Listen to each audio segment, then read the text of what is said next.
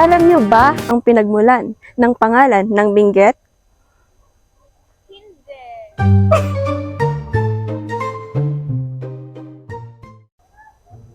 Noong unang panahon, may grupo ng kababaihan na nagtatanim sa ilalim ng tirik ng araw nang may dumating na isang Espanyol.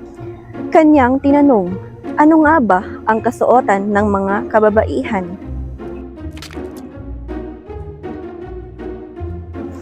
At alam niyo ba ang sagot ng mga kababaihan? Ating alamin.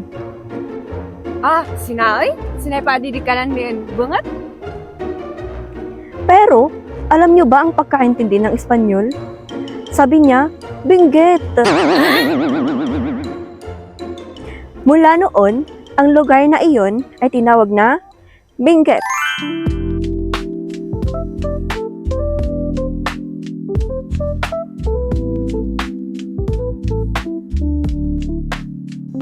Gusto niyo pa ba ng karagdagang kaalaman tungkol sa kasaysayan ng Benguet? Tara na at i-click ang link at panoorin ang aming video sa aming YouTube channel. Salamat!